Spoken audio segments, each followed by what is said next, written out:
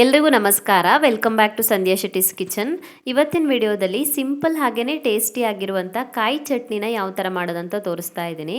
ಕಾಯಿ ಚಟ್ನಿನ ಹೇಗೆ ಮಾಡಿದ್ರೂ ಕೂಡ ರುಚಿಯಾಗಿ ಬರುತ್ತೆ.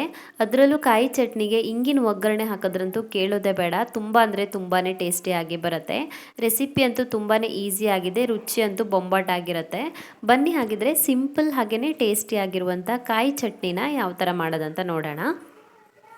ಕಾಯಿ ಚಟ್ನಿ ಮಾಡೋದಕ್ಕೆ ಫಸ್ಟಿಗೆ ಒಂದು ಮಿಕ್ಸಿ ಜಾರಿಗೆ 1 ಕಪ್ ಆಗೋಷ್ಟು ತೆಂಗಿನಕಾಯಿ ತುರಿ ಹಾಕ್ಕೊಳ್ತಾ ಇದ್ದೀನಿ. ನಾನು ಇದಕ್ಕೆ ಮೀಡಿಯಮ್ ಸೈಜ್ನ ಅರ್ಧ ತೆಂಗಿನಕಾಯಿನ ತೊಗೊಂಡಿದ್ದೀನಿ.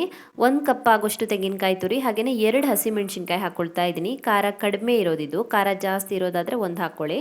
ಹಾಗೆಯೇ ಅರ್ಧ ಇಂಚ್ ಆಗೋಷ್ಟು ಶುಂಠಿನ ಕಟ್ ಮಾಡಿ ಹಾಕ್ಕೊಂಡಿದ್ದೀನಿ. ರುಚಿಗೆ ತಕ್ಕಷ್ಟು ಉಪ್ಪನ್ನು ಹಾಕ್ಕೋಬೇಕು. ಉಪ್ಪು ಬೇಕಿದ್ರೆ ಮತ್ತು ಚಟ್ನಿ ರುಬ್ಬಿ ಆದ ನಂತರ ಕೂಡ ಹಾಕ್ಕೊಳ್ಬೋದು.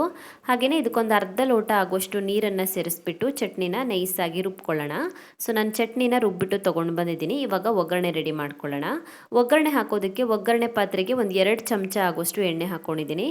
ಎಣ್ಣೆ ಕಾದ ನಂತರ ಇದಕ್ಕೊಂದು ಅರ್ಧ ಚಮಚ ಆಗೋಷ್ಟು ಸಾಸಿವೆ ಹಾಕ್ಕೊಳ್ಬೇಕು ಮತ್ತು ಅರ್ಧ ಚಮಚ ಆಗೋಷ್ಟು ಉದ್ದಿನ ಬೇಳೆನ ಹಾಕ್ಕೊಳ್ಬೇಕು.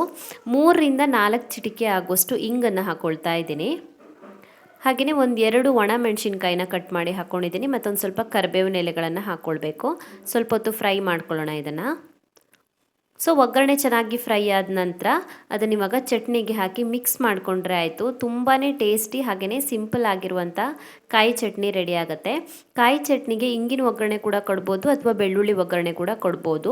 ಕೆಲವೊಬ್ಬರು ಬೆಳ್ಳುಳ್ಳಿ ಈರುಳ್ಳಿ ಎಲ್ಲ ತಿನ್ನೋದಿಲ್ಲ, ಅಂಥವರು ಈ ಥರ ಇಂಗಿನ ಒಗ್ಗರಣೆ ಕೊಟ್ಟರು ಚಟ್ನಿ ಮಾಡ್ಕೊಳ್ಬೋದು. ತುಂಬಾ ಟೇಸ್ಟಿಯಾಗಿ ಬರುತ್ತೆ, ತಿನ್ನೋದಕ್ಕೆ ತುಂಬಾ ಚೆನ್ನಾಗಾಗುತ್ತೆ. ಇಡ್ಲಿ ದೋಸೆನ 1-2 ಜಾಸ್ತಿನೇ ತಿನ್ಬೋದು, ಅಷ್ಟೊಂದು ರುಚಿಯಾಗಿ ಬರುತ್ತೆ.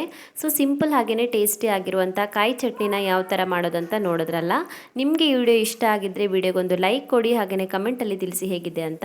ಹಾಗೆಯೇ ನನ್ನ ಚಾನಲನ್ನು ಸಬ್ಸ್ಕ್ರೈಬ್ ಮಾಡ್ಕೊಳ್ಳೋದನ್ನು ಮರಿಬೇಡಿ.